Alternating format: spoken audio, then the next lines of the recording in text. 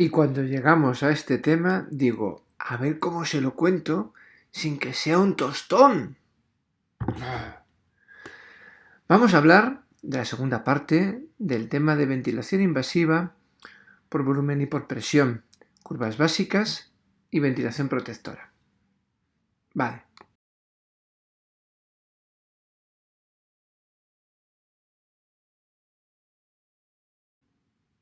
Bueno, no hace falta que me presente, ¿verdad?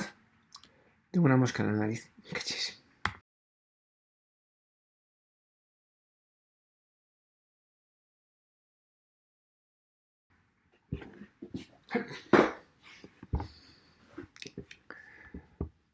La respiración. Hay dos componentes fundamentalmente. La ventilación pulmonar, cómo llega el aire al alvéolo a través de la tráquea, el árbol traqueobronquial, y la ventilación alveolar, que es donde se produce el intercambio gaseoso realmente. La inspiración, en una respiración espontánea, no invasiva, es activa y se genera por una presión negativa, como un embolo de una jeringuilla. ¿Vale? Chupamos. Se hace una presión negativa y eso hace que entre aire dentro del pulmón. Y la expiración, sin embargo, es pasiva. Se relaja la musculatura y sale el pulmón.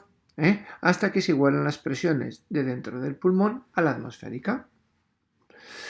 En inspiración, la presión intraplural es de menos 8 milibares y en expiración es de menos 4 milibares.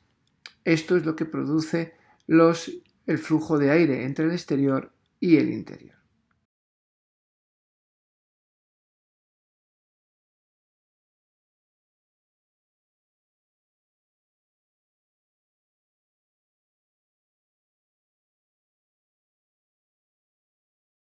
Bueno, la ventilación pulmonar depende de las resistencias de las vías aéreas, de la distensibilidad o compliance del pulmón, que ya hemos hablado sobre ello, del volumen pulmonar que tengamos, de la tensión superficial y resistencia tisular de los alvéolos y de la fuerza de los músculos respiratorios. Estos son conceptos básicos de ventilación que hay que contar. En todos los cursos de ventilación hay que contar esto. ¿Vale? Y el intercambio gaseoso se realiza entre la inspiración y la expiración fundamentalmente. ¿Vale? O sea, cuando en ventilación mecánica invasiva, ¿vale? En la pausa inspiratoria es donde se produce mayor intercambio de gases. Por supuesto, durante toda la inspiración se va produciendo intercambio, ¿vale? Y durante parte de la expiración también. Pero donde más se produce el intercambio es en la pausa. ¿Vale?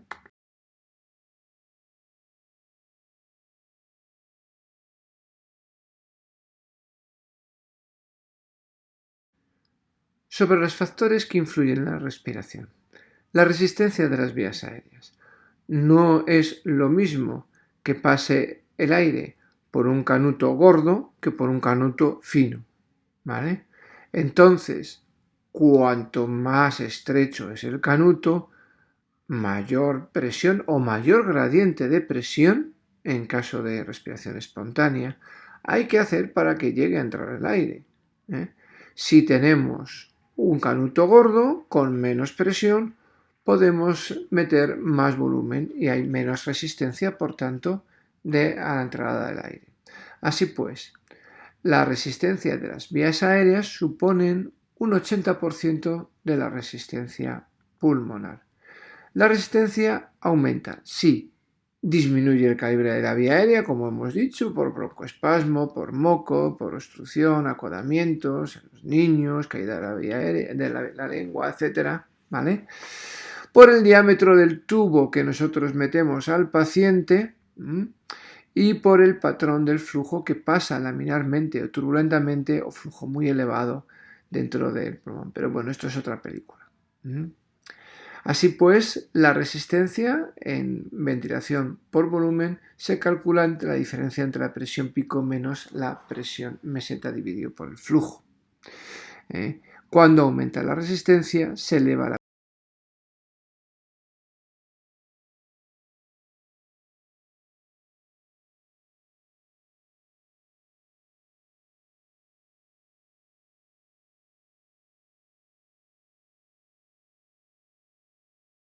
presión pico. Luego lo iremos viendo, no os preocupéis que esto lo vais a ir entendiendo según va a ir avanzando el curso. La compliance es lo que hemos comentado antes, en el tema anterior, es la distensibilidad del pulmón y es más la elasticidad. Y la compliance disminuye si se produce una neumonía, un distrés, un edema agudo del pulmón o si todo el volumen va a un solo pulmón, como por ejemplo el neumotórax. Pero esto lo iremos viendo, no os preocupéis, ¿vale? También el neumotórax, como hemos comentado, el aumento de la presión abdominal, en obesos, la paroscopia, etcétera, deformidades de la pared torácica. La compliance se calcula por el volumen tidal dividido entre la presión meseta menos la PIP. ¿Vale? Esto lo calcularemos durante el curso, no os preocupéis.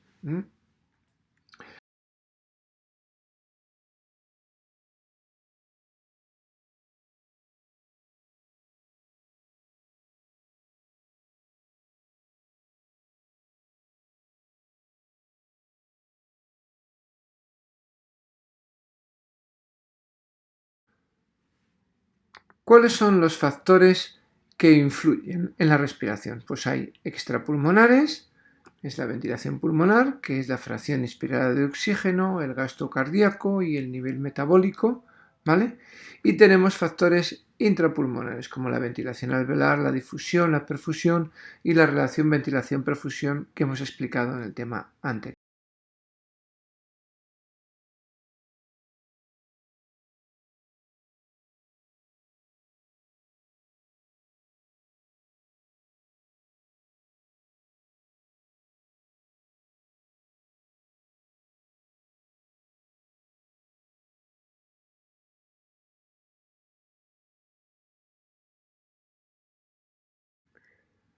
En el alvéolo se produce el intercambio de gases. Entra el oxígeno y sale el carbónico por difusión, producto de desechos de la respiración celular. Recordar que la respiración se produce dentro de las células, dentro de las mitocondrias. El resto es ventilación o difusión de gases. Y la difusión del CO2 y el oxígeno es pasiva. Recordar que el oxígeno difunde peor que el carbónico y que el carbónico difunde de una manera mucho más rápida. El oxígeno, la presión de oxígeno también influye en cuánto va a meterse de oxígeno a través de la membrana alveolocapilar. La ley de Fick dice que la difusión es directamente proporcional a la superficie de la membrana y a la diferencia de concentración de gas e inmensamente proporcional al grosor. Esto quiere decir que cuanto más superficie tenemos, pues más intercambio vamos a tener, y cuanto mayor es la diferencia entre un lado y el otro de la membrana, pues mayor intercambio va a ocurrir, eso es lógico.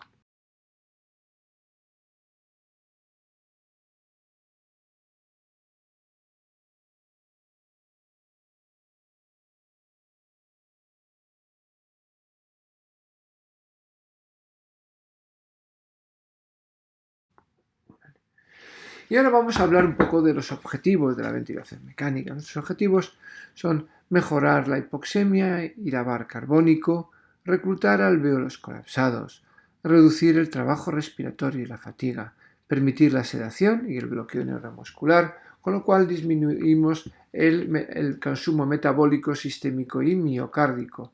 También reducimos la presión intracraneal y estabilizamos la pared torácica.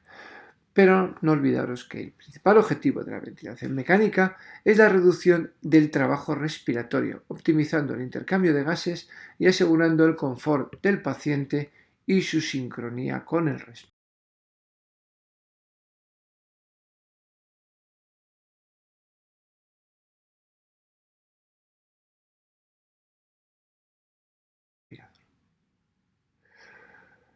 Las indicaciones de la ventilación mecánica, ya las sabéis, hay unas indicaciones absolutas como es la parada, el fracaso de la ventilación no invasiva o criterios de exclusión, la hipoxemia severa, resistente a pesar del tratamiento correcto, en el cual se incluye la ventilación no invasiva, el empeoramiento también de la acidosis respiratoria con un pH que ahora se sitúa inferior a 7,2, antes inferior a 7,25, a pesar de tratamiento correcto. Quiere decir que si tenemos un paciente con un pH 7,25 y no le hemos empezado a hacer nada, primero hacerle algo y luego si no funciona, pues ya vemos a ver cómo vamos. O sea, no empieces disparando con armamento nuclear porque entonces a lo mejor la liamos parda. ¿Y cuáles son las indicaciones relativas? Pues bueno, pues un poco a criterio del clínico y de cómo se encuentra el paciente. Si es una disnea muy importante, una utilización de musculatura accesoria que prevemos que se va a fatigar, una frecuencia respiratoria, pues hombre, mayor de 35 respiraciones por minuto, pero mantenida durante mucho tiempo, porque todos los pacientes con insuficiencia respiratoria aguda que hacen ventilación no invasiva están por encima de esa frecuencia respiratoria. Complicaciones cardiovasculares y otras como complicaciones a criterio del clínico que está tratando al paciente.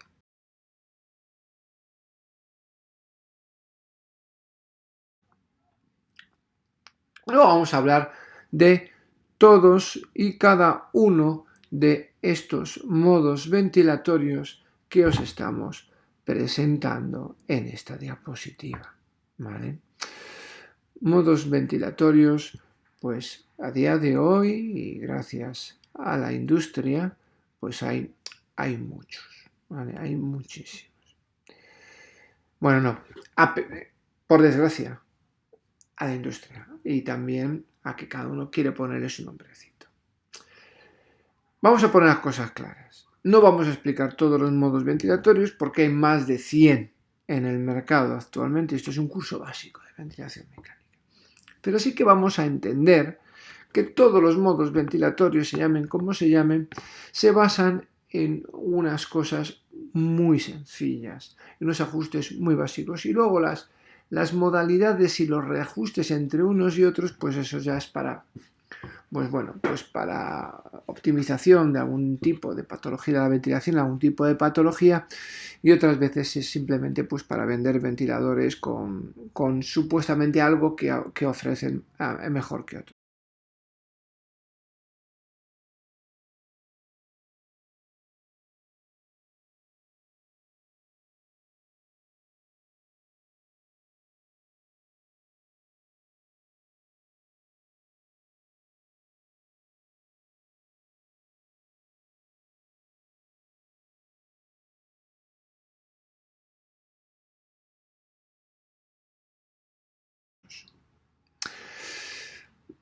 Modos ventilatorios fundamentalmente hay dos tipos de ventilación. Ventilación por volumen y ventilación por presión. ¿Esto qué quiere decir? La ventilación por volumen es que nosotros le metemos al paciente un volumen determinado. Punto. ¿Vale? Y esa es la variable independiente, el volumen. Y la variable dependiente es la presión. Quiero decir, nosotros le metemos 500 de volumen, que es la variable independiente, o sea, lo que nosotros prefijamos, y la dependiente, ¿dependiente de qué? Del volumen que le hemos metido antes, ¿vale? Es la presión. ¿De acuerdo? Y entonces, con esos 500 de volumen tidal, este paciente nos hace 18 centímetros de presión. Pero es que otro nos hace 22 y otro nos hace 15. Depende de qué, de la compliance que tenga ese pulmón. ¿Vale? Entonces, nosotros ventilamos por volumen, quiere decir que nosotros controlamos el volumen. Esto es lo que nosotros damos. Estas son lentejas. ¿Vale? ¿De acuerdo? Y luego tenemos los modos ventilatorios por presión. ¿Qué quiere decir esto? Que la variable independiente, lo que nosotros controlamos es la presión. Le damos 18 centímetros de presión. ¿Vale? Y la variable dependiente en este caso es el volumen. ¿Dependiente de qué? De la presión que nosotros le hemos metido. ¿Vale? Entonces, a un paciente de 18 centímetros de presión le van a generar 480 de volumen tidal. A otro le van a generar 530. Depende de qué, de la compliance del paciente. ¿Vale? ¿De acuerdo? Y básicamente es esto. Y luego ya vamos a combinar tiempos, modos, soportes, etcétera, etcétera. Tener en cuenta que ventilando por volumen o ventilando por presión, que son las dos formas de ventilar que hay, luego hay combinaciones de ventilación por presión con volumen garantizado, un montón de cosas, ¿no? Ya lo iremos viendo, ¿eh? Con estos dos modos ventilatorios, estas dos formas de ventilar por presión o por volumen, las podemos hacer controladas. ¿Eso qué quiere decir? Que planchamos al tío y todo lo hace el ventilador. No hay trabajo por parte del paciente. El paciente está completamente relajado. El ventilador lo hace todo. También puede ser asistidas. ¿Eso qué quiere decir? Que cuando el paciente inicia el esfuerzo, el ventilador le mete la presión que tiene programado en ventilación por presión o el volumen que tiene programado. No le mete ni más ni menos, sino lo que tiene programado, o por volumen o por presión. ¿Pero cuándo? Cuando el paciente inicia ese esfuerzo. No importa si lo inicia mucho o lo inicia poco, con mayor o menor intensidad, le mete eso. ¿Vale? Y luego están las soportadas.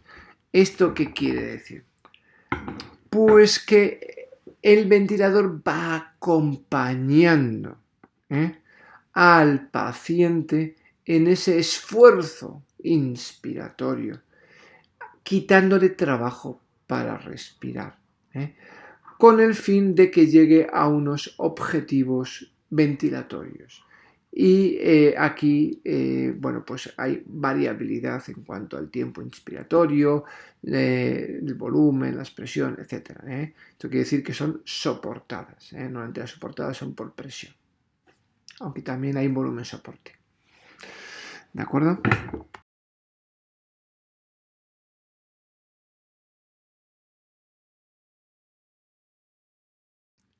Que sí, que estoy aquí, que no soy una voz en off. Esto es para romper un poquito y que sigáis concentrados, ¿vale? ¿Cuáles son nuestros ajustes o targets en ventilación mecánica? ¿Vale? Pues hay unos requerimientos ventilatorios que dependen de que del volumen que nosotros utilizamos, ¿vale? Y también de la frecuencia respiratoria. Así que fundamentalmente, si nosotros queremos ventilar lavar carbónico, nosotros utilizaremos los parámetros de frecuencia respiratoria, de volumen o de presión, depende si ventilamos por volumen o ventilamos por presión. Cuanto más volumen, más carbónico lavamos. Cuanto más presión, soporte metemos sobre la PIP, la presión que nosotros metemos sobre la PIP, que es lo que hace que al final haya un intercambio y ventile el paciente, ¿vale? Cuanto más presión, más ventilamos, ¿vale? Eso es eliminar carbónico. ¿Y cuáles son nuestros requerimientos de oxigenación? Por los necesarios para una saturación por encima del 90%, en torno al 96%. Ese es nuestro objetivo. ¿Cómo conseguimos oxigenar a nuestro paciente? Incrementando la FiO2, aumentando la PIP. Si aumentamos la PIP, que es la presión al final de la expiración, reclutamos alvéolos y, como hemos comentado antes, aumentamos la superficie de intercambio gaseoso. Si reclutamos alvéolos, tenemos mayor superficie de membrana alveolocapilar y tenemos, por tanto, más superficie para que se intercambie el oxígeno, que es lo que más cuesta en difusión. ¿Vale? El tiempo inspiratorio. El tiempo inspiratorio. Cuanto más tiempo inspiratorio, ¿vale? Más oxigenamos a nuestro paciente. Tiempo inspiratorio, la relación IE. Acordaros que durante el COVID también se han hablado de relaciones IE inversas, o sea, más tiempo para la inspiración que para la expiración. La fisiológica es 1,2.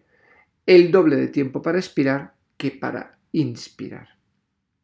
Si nosotros aumentamos mucho el tiempo inspiratorio, el riesgo que tenemos es que no le dé tiempo el aire a salir y atrapemos aire dentro del pulmón. Todo tiene un precio. ¿Vale? Después tenemos dependiendo si ventilamos por presión o por volumen, la pausa inspiratoria, eso es cuando ventilamos por volumen. Nosotros metemos aire, 500 mililitros de volumen tidal, ¿vale? Volumen, y luego hacemos una pausa, ¿vale? Cuanto mayor tiempo tiene esa pausa en relación al tiempo inspiratorio, si el tiempo inspiratorio es de 1 segundo y nosotros tenemos una pausa de un 80%, ¿vale? De 10 partes, 8 son de pausa. Hemos metido esos 500 mililitros y están dentro del pulmón durante el 80% del tiempo.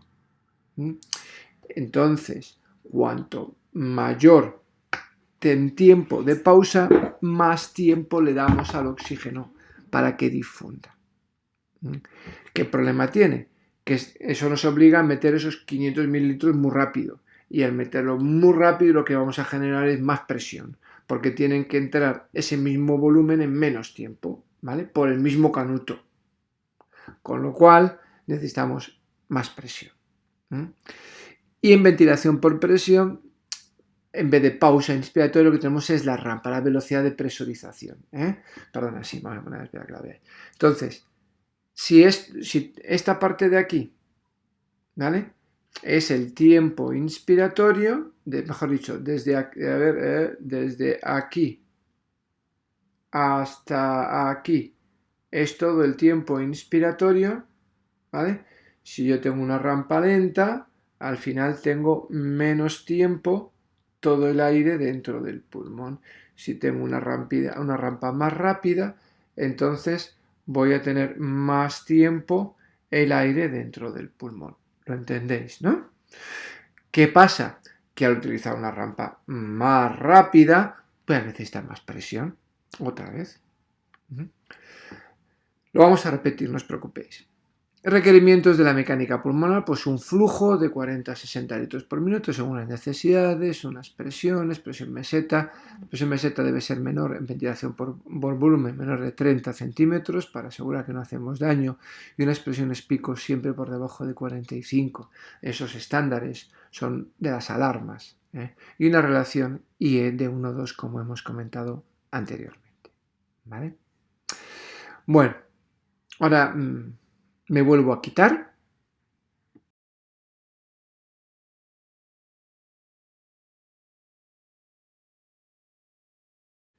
Y ahora vamos a ver, ¿cómo ventilamos al paciente? ¿Por presión o por volumen? Pues depende, como siempre. Depende. Dice, ¿depende de qué? Pues de cómo sepas ventilar tú, fundamentalmente, ¿vale? Casi cualquier paciente se puede ventilar casi indistintamente, entenderme casi, por presión o por volumen. Si tú ventilas por volumen, tienes que estar atento a las alarmas de presión. Y si tú ventilas por presión, tienes que estar atento a las alarmas de volumen, a la variable dependiente del parámetro controlado que nosotros tenemos, ¿vale? ¿Y qué es más seguro? ¿Qué es mejor para el paciente? Lo que es mejor para el paciente es lo que el clínico sabe hacer, Entonces, si tú solo sabes ventilar por volumen, date ventilar por volumen. Si tú eres un pediatra y sabes ventilar solamente por presión, date tu ventilar por presión. Lo ideal es manejar las dos formas para utilizar lo mejor de cada una de ellas en cada paciente. Porque sí que es cierto que tienen algunas diferencias y algunos matices. A los pacientes muy malitos, muy restrictivos, ¿vale? Con un distrés respiratorio severo, se les ventila por presión y no por volumen, ¿vale?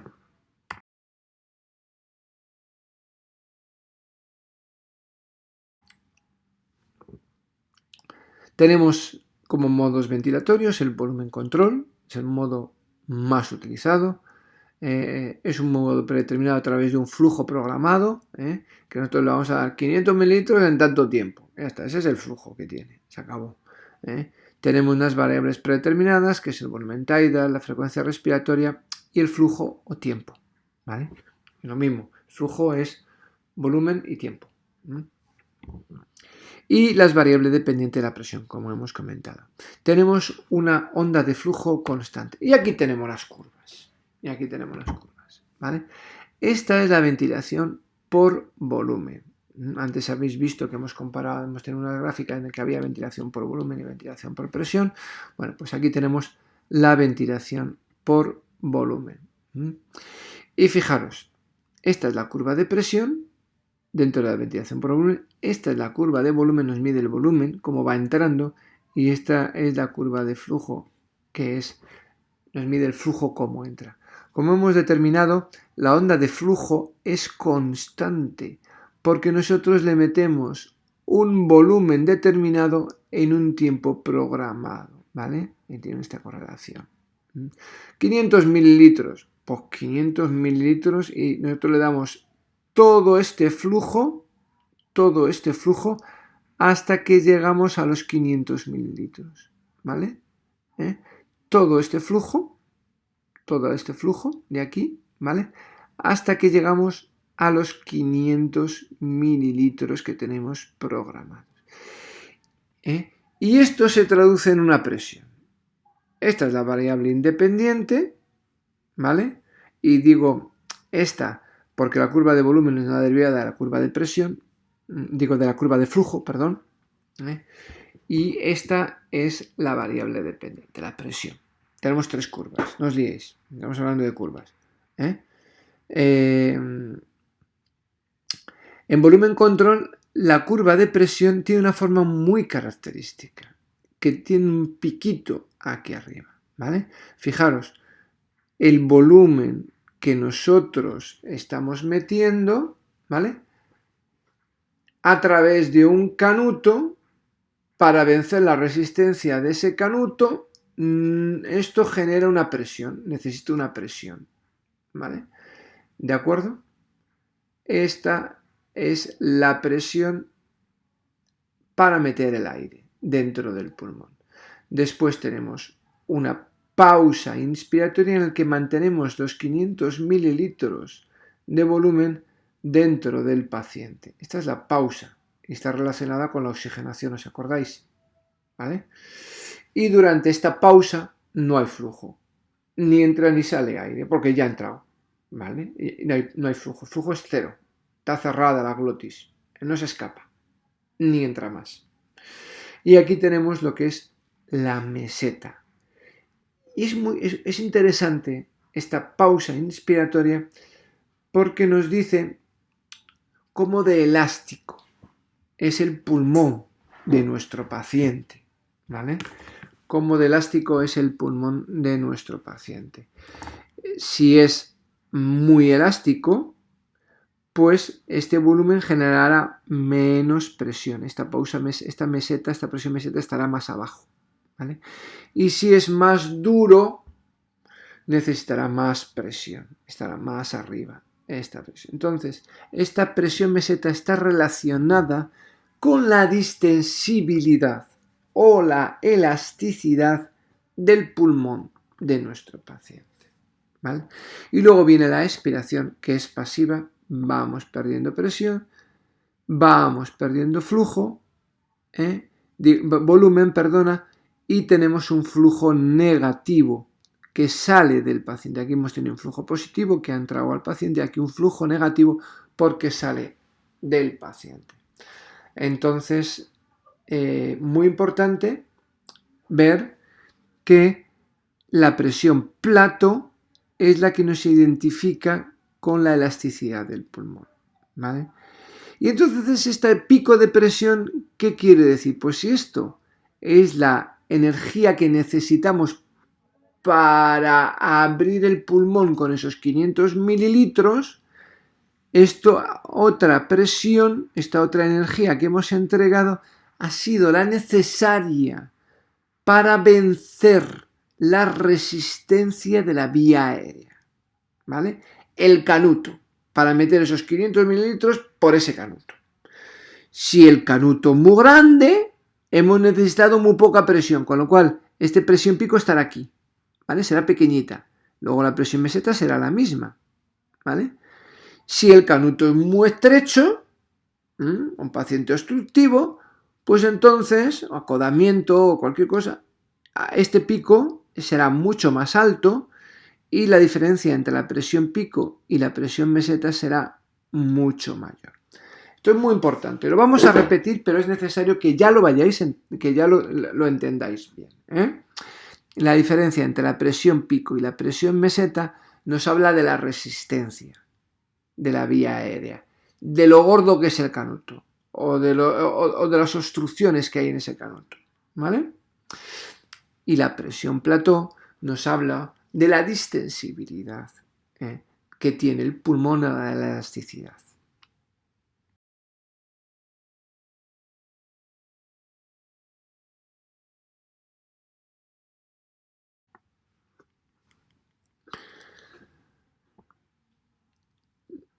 Las variables de flujo y relación IE, cuando tenemos un flujo programado, de él depende la presión y de él depende la tolerancia del paciente. La relación IE, la fisiológica es de 1,2, se alarga en patología obstructiva y se acorta en patología restrictivas. ¿Para qué? Para darle más tiempo a la inspiración. Cuanto más tiempo le demos a la inspiración, más se va a oxigenar. Y los restrictivos son pacientes que son hipoxémicos, ¿vale? Y en patología obstructiva le vamos a dar más tiempo a la expiración. Y luego los triggers que tenemos son de presión, para que el ventilador dispare, son de presión o de flujo.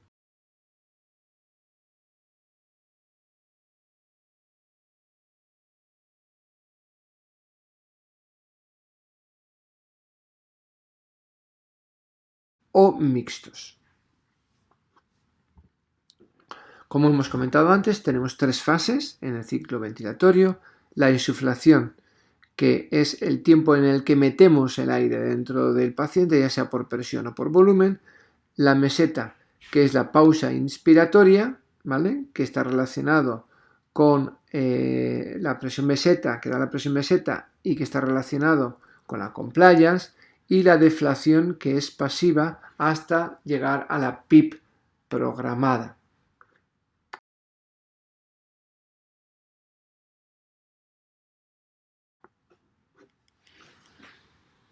Once again, una vez más, tenemos las presiones en la vía aérea.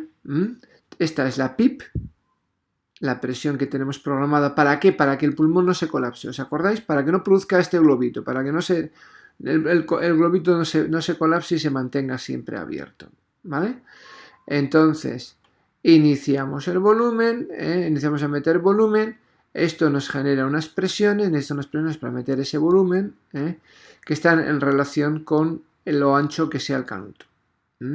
Esta es la presión pico o la presión inspiratoria. Después tenemos la presión meseta. Esta está relacionada con la distensibilidad.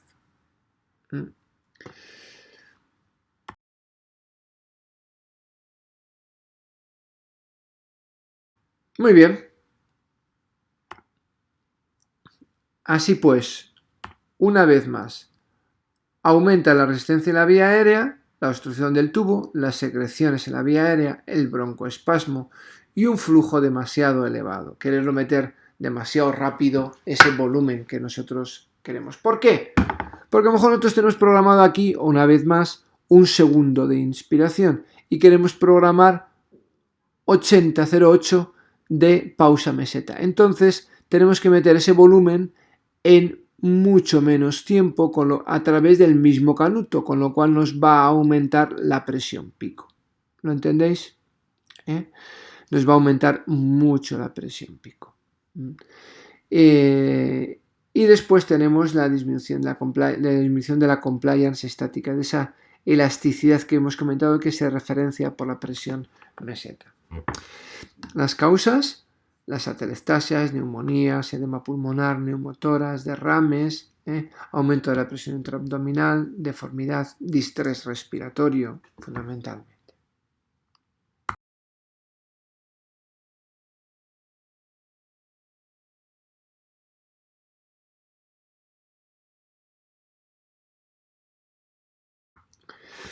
Y ahora hablamos de lo que es la presión control. El modo ventilatorio de presión control pues viene determinado por eso, por nosotros le metemos una presión durante un tiempo a nuestro paciente. Entonces, la presión es constante.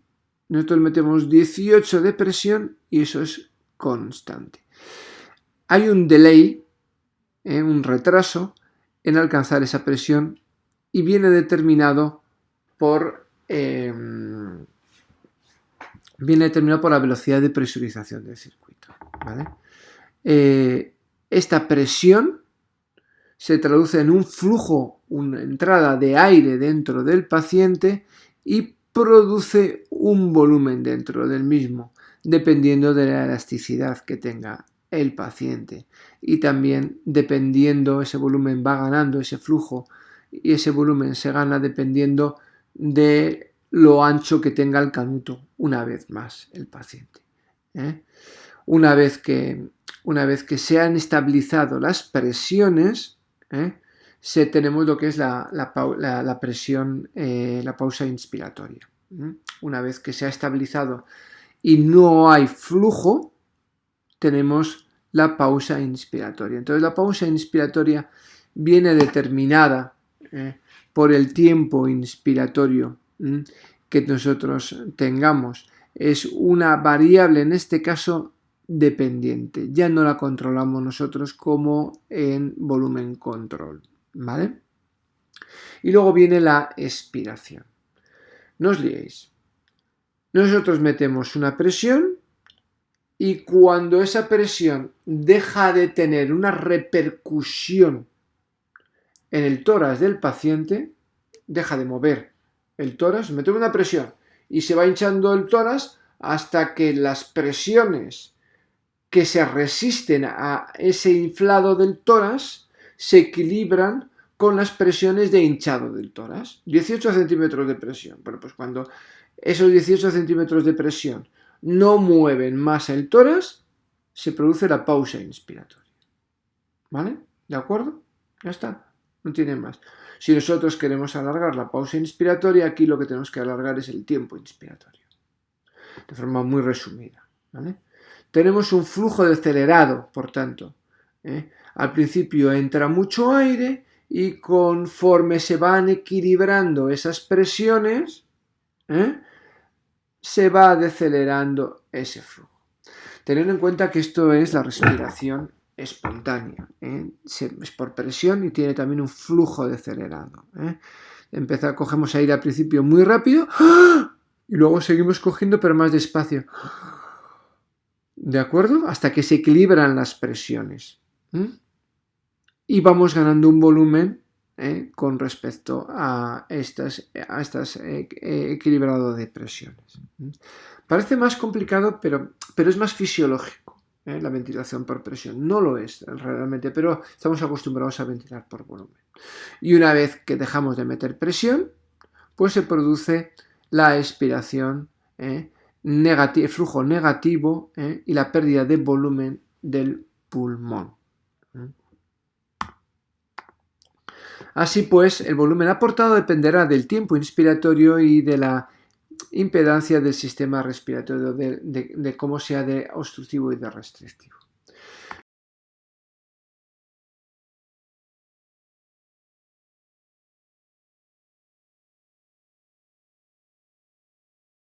Fijaros que aquí también podemos tener triggers que hagan que nuestra ventilación sea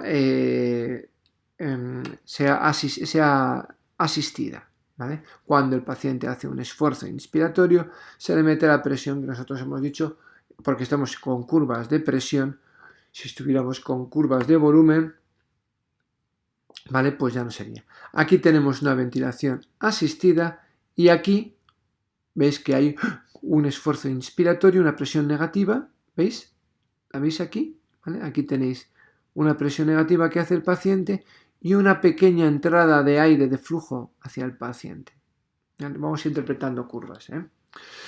Aquí veis que hay una pequeña un pequeño esfuerzo, una pequeña presión negativa, un pequeño flujo de aire, pero que no es detectado por el respirador y no respira. Así que tenemos esta respiración, sería la única que llega a activar el trigger, ¿vale? Y esta otra es un esfuerzo inefectivo que no ha llegado a alcanzar el trigger y por lo tanto no dispara el ventilador. Y esta sería controlada y esta sería controlada.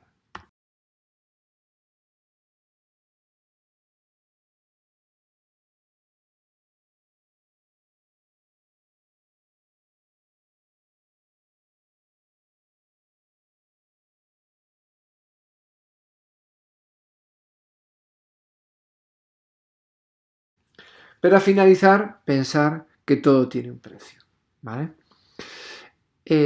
Para oxigenar, nosotros podemos aumentar el tiempo de meseta, ¿vale? Con lo cual vamos a tener menos tiempo para meter volumen, tiempo inspiratorio, la PIP y la FiO2. Y para ventilar tenemos la frecuencia respiratoria y el volumen a la presión. Y tener que pensar que todo tiene un precio. Si metemos mucha FiO2, podemos producir hiperoxia. Si metemos mucha PIP, podemos comprometer la precarga del corazón. Si ponemos mucho tiempo inspiratorio, podemos producir atrapamiento de aire. Y si ponemos mucho tiempo de meseta ya en relación al tiempo inspiratorio, necesitamos mucha presión para meter ese volumen en tan corto tiempo. ¿De acuerdo?